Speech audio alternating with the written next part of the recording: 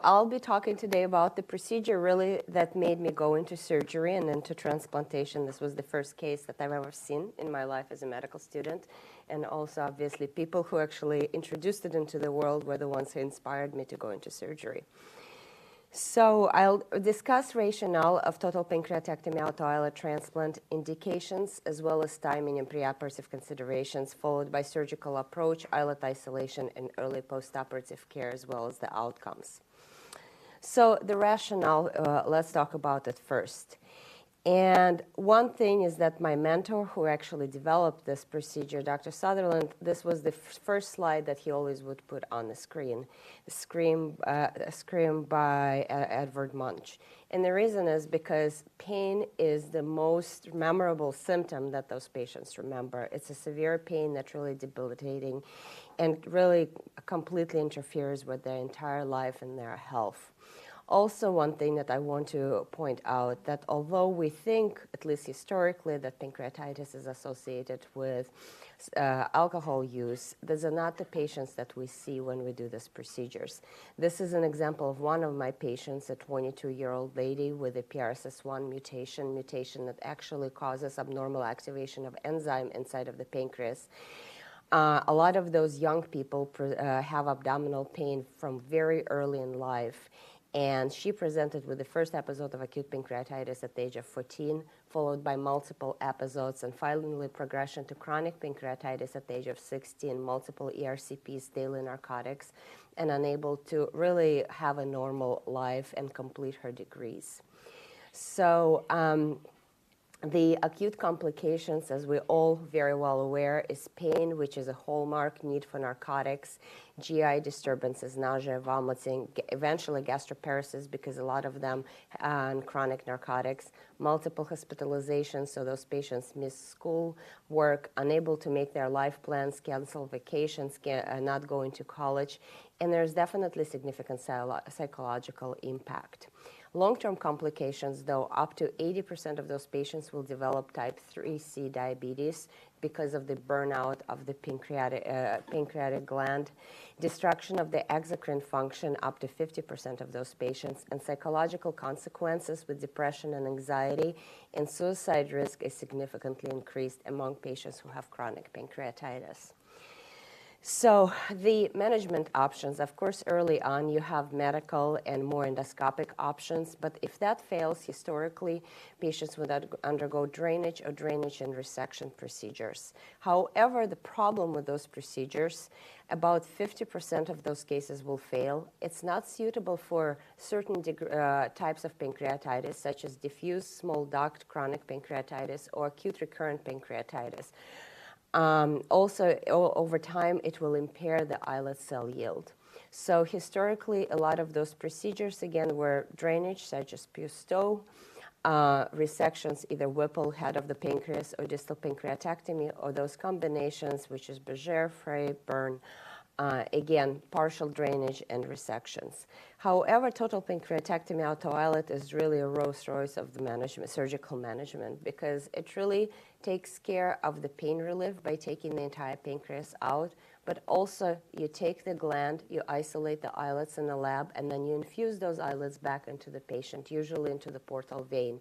And the goal of this is not necessarily get rid of the diabetes, because very often it's not possible, but minimize the risks of diabetes and minimize very bad symptoms of diabetes. And what I'm talking about is the hypoglycemic unawareness, where patients actually get into the car accidents, get horrible trauma, as well as burns, and of course other complications. But this is what we're trying to really avoid, the brittle diabetes.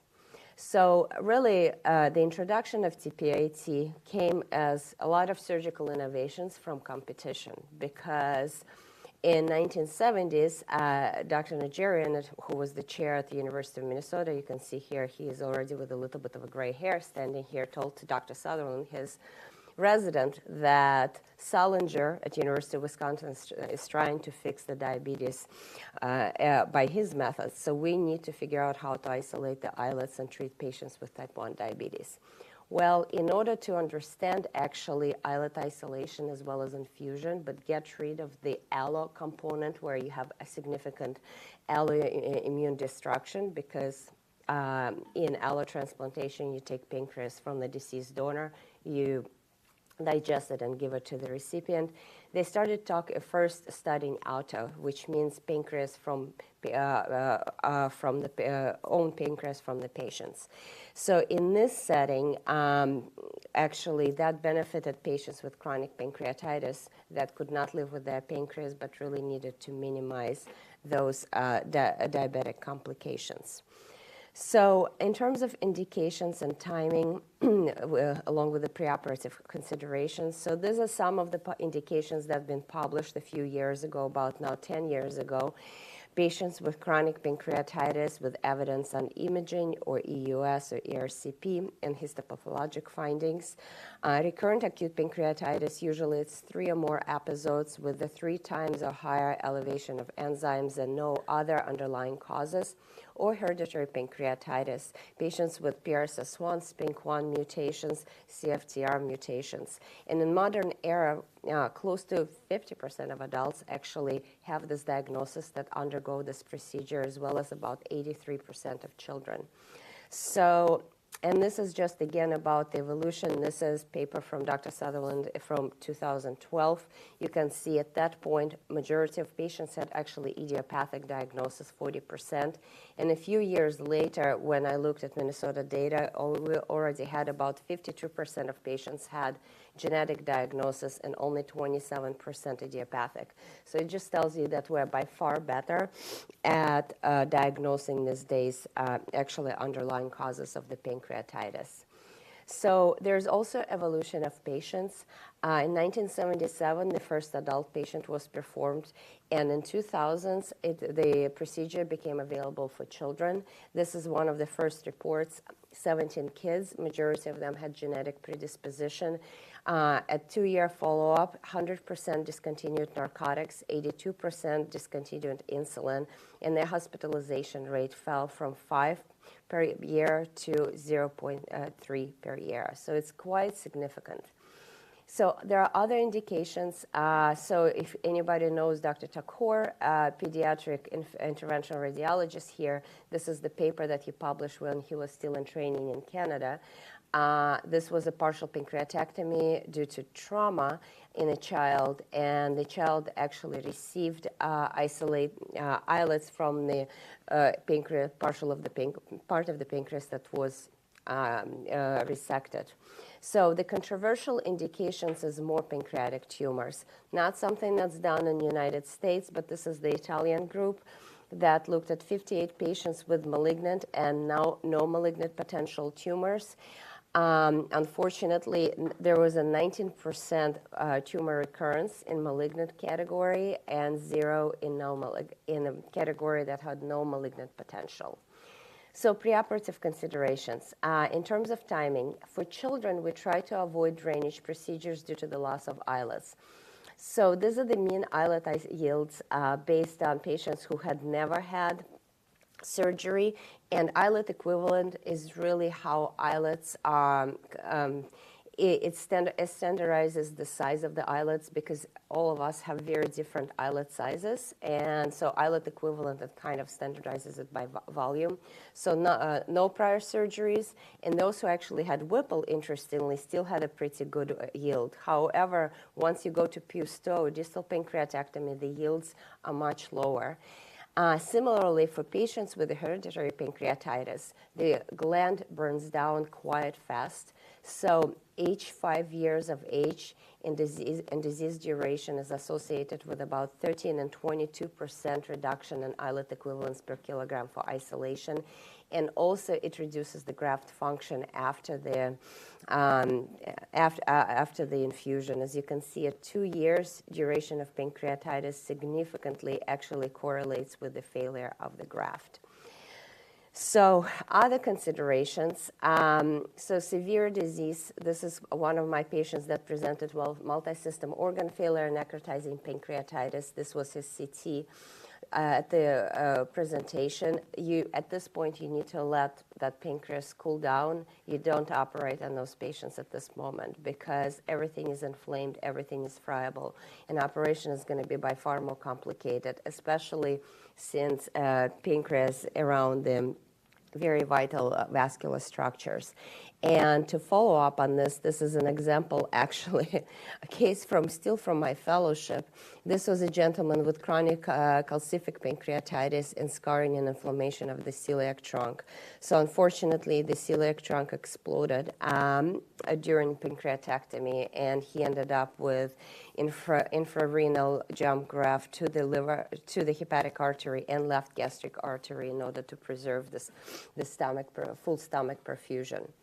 So then concern for malignancy, and that's especially important in patients that come with pancreatitis at older age. So this is an example of actually more younger patient. I think she was 30 or 40 years old. She's interesting finding on a CT scan of the pancreas, but all the EUS biopsies were negative. She was informed that we'll do pancreatectomy, but if there's any concern on biopsy, we're not going to infuse islets. And as you can see, she had a low-grade PNAT at the time of surgery, so she did not receive her islets. This is by far more unfortunate case.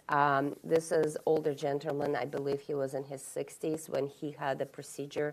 1 year later, he presented with a metastatic adenocarcinoma.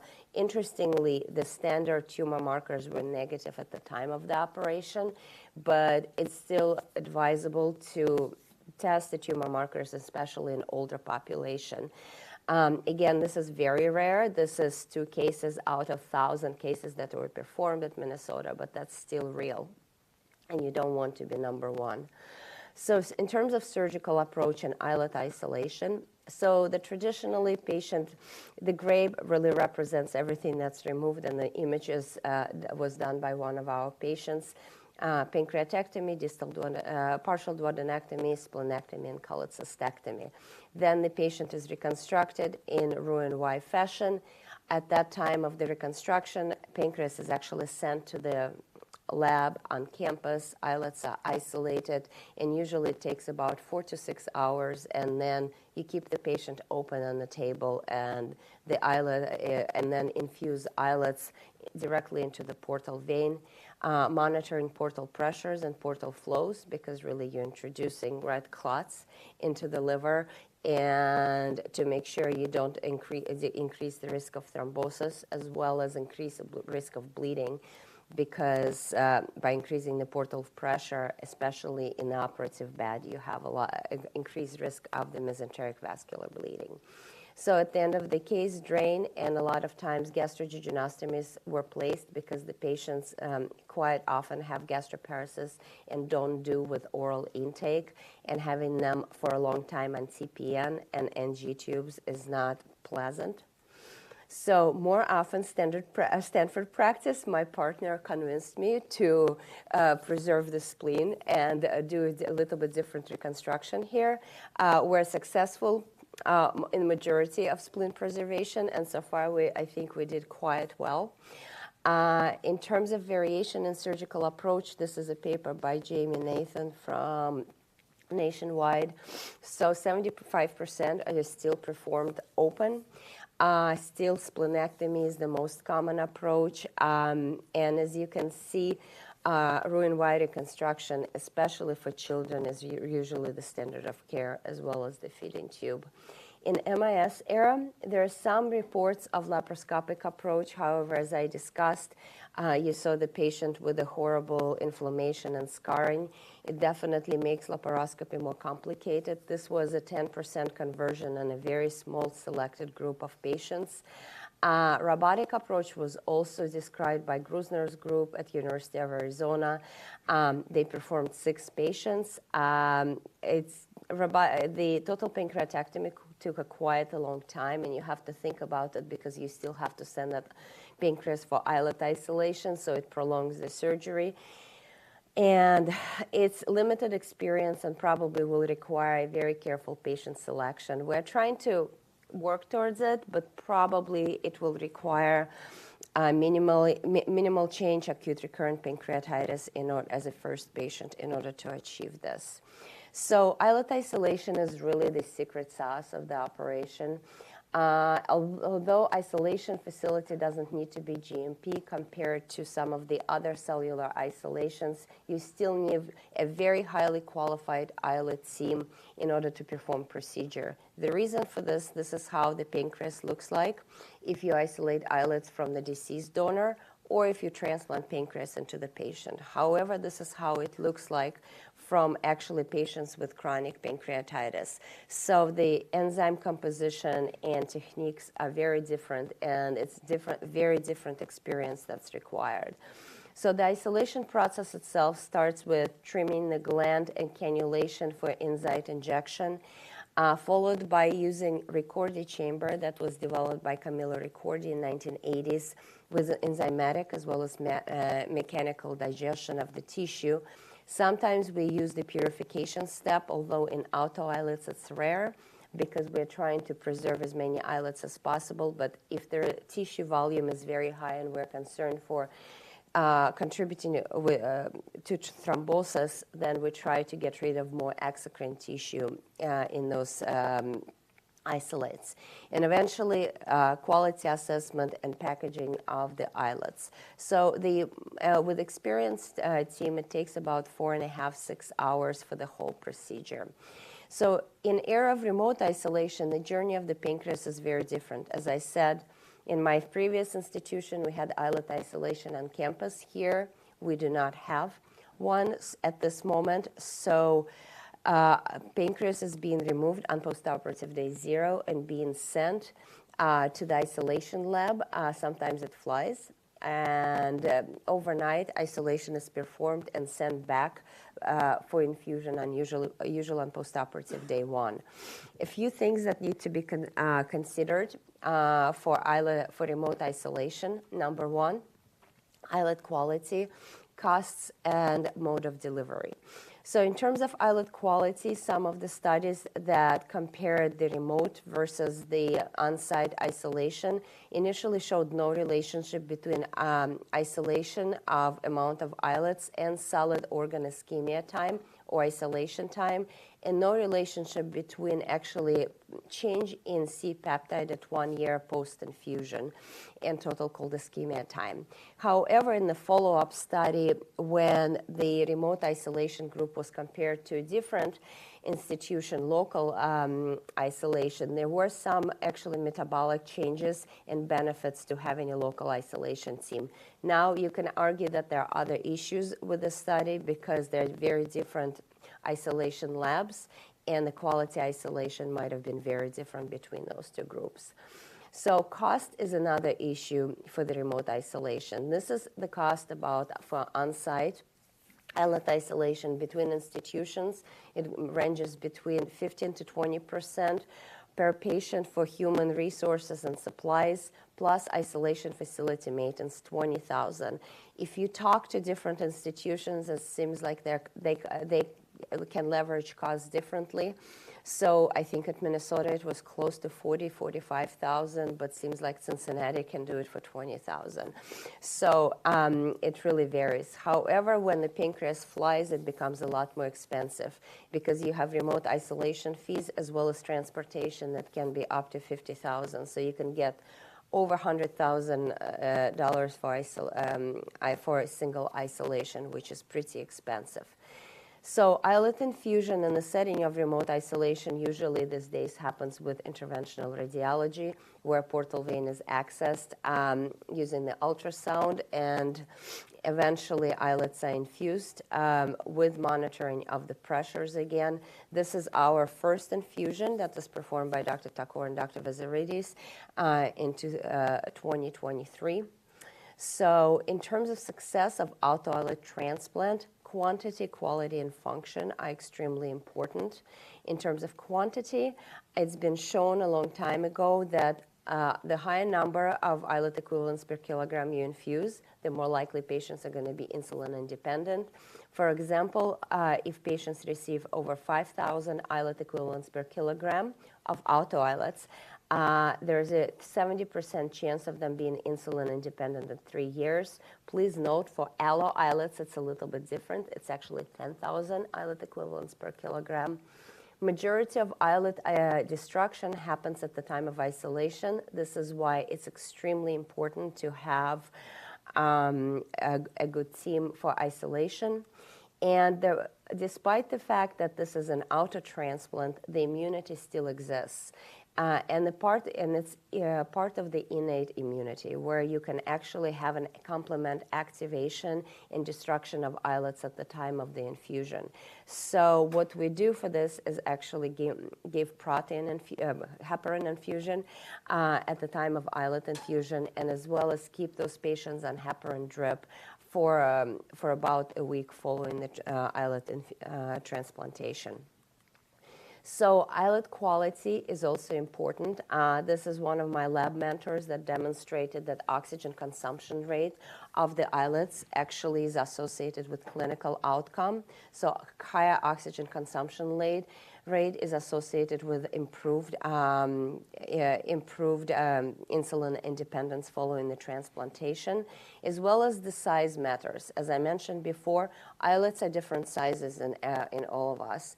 And the smaller size islets are actually associated with improved insulin independence. And the reason for this is because when islets are infused, there is no vascularization. And it takes about 3 months for islets to actually revascularize. So larger size of the islets will have a larger ischemic center in the middle, and that eventually will lead to worse outcomes.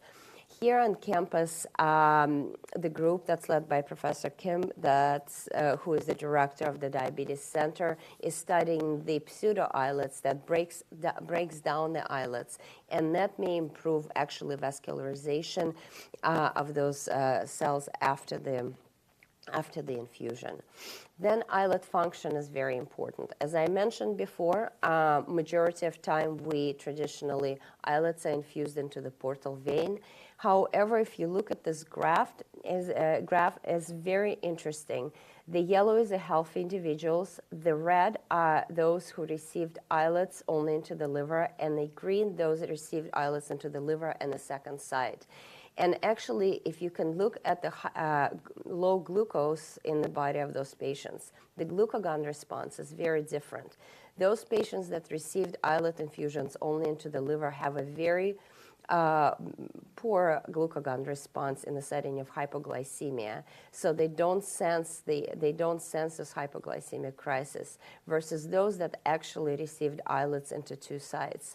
So that reminds you that islets are not only important for insulin and beta cells, but also for alpha cells and glucagon, and that their liver may not be the perfect site for the islet infusion, probably because of all the metabolic functions that liver performs. So where do you put islets as a second site? So one of the studies is a mental pouch. I don't like doing this, because if you have to reoperate on the patient and the mentum comes out, islets are gone too. Usually I place them into the preperitoneal space, right above the peritoneum infusion. This is, I find, just very interesting that somebody actually managed to put it into the bone marrow, although it's not done usually. So in terms of early postoperative care and outcomes, the hospital stay for the adult patients is about 8 to 14 days. For children is about closer to probably 2 weeks to 3 weeks. First of all, critical issues in multiple modalities. Remember, those patients been on a lot of narcotics already, and they're really traumatized. So having focusing on multiple receptors, not only in narcotics, but for example, using ketamine, Ativan, are extremely important in order to actually take care of those patients post-operatively. And the narcotic weaning plan has to be prolonged. It cannot be just cutting them cold turkey, because longer you stay on narcotics, you have neural rewiring, and those patients perceive pain very differently. So close monitoring of glucose, they all come out on insulin drip because high glucose variations early on will stress those transplanted islets. Nutrition is extremely important, and pancreatic enzyme supplementation. I mentioned already anticoagulation, heparin and Lovenox. Ultrasound of the liver to make sure the flow to the liver is preserved, and of course, physical therapy. So early outcomes, this is against a publication from Dr. Nathan. Their admission rate in adults is about 26%, and reoperation rate is about 11%. Bleeding, main indications, infection and bleeding. The reason bleeding, I think, is so common is because we're increasing portal pressures as we infuse islets, and we're keeping them on heparin. So that definitely happens. Portal vein thrombosis, I think it's a little bit too high of a rate, but I guess I can't go against his data. This is more study that I did as a fellow because I was annoyed that every single of those patients came back for readmission. Their admission rate was 70% at 1 year, and the main issues were GI issues and infection. And I think gastrointestinal issues start with the fact that they have gastroparesis, chronic constipation, but they experience it as pain. They take more narcotics at home, and if you don't monitor and follow them very closely in clinic, they get more constipated, and then they show up with abdominal pain and GI issues. So quality of life assessment is extremely important. This is a report of 483 patients, including kids. As you can see, mental component and physical component significantly improved, especially in kids, read as kids, following surgery. This is unpublished data from multi-center study. 85% of those patients report pain improvement and 80% of opioids at 1 year, which is a fantastic result, actually comparing to the old data. Glycemic control is also pretty respectable. So this is a 5-year data, and you can see about 30% adults are insulin-free, and about 50%, a little bit less, children are insulin-free. And young kids that are less than 11 years old do extremely well, actually, after TPIAT from glycemic control. Again, the most predictive factors are number of islets, amount of islets infused, as well as young age. So long-term survival, this is somewhere that I think we need to be thoughtful for, especially for adults.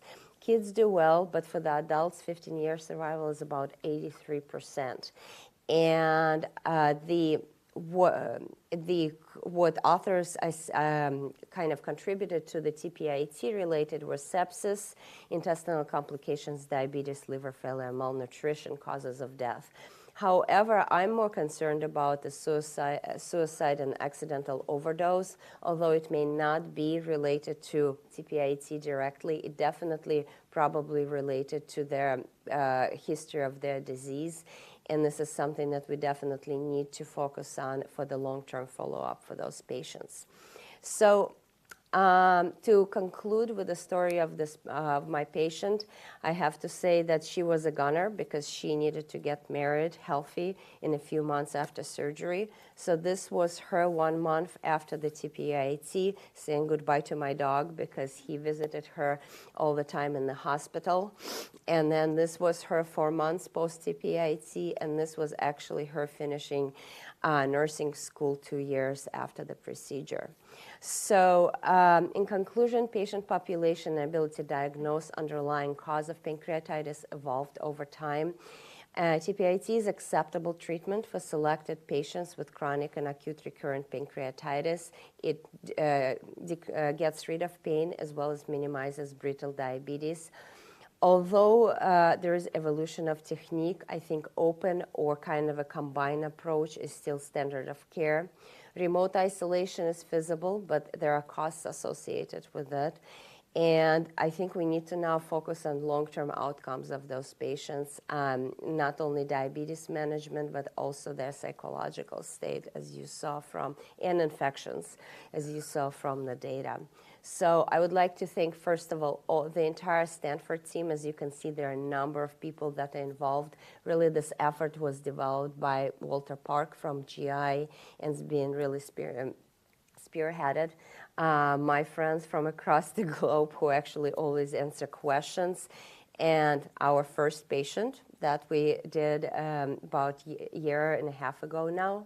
And of course, there's Dr. Sutherland and Dr. Nigerian who really created this operation. So thank you so much, and I'm happy to answer any questions.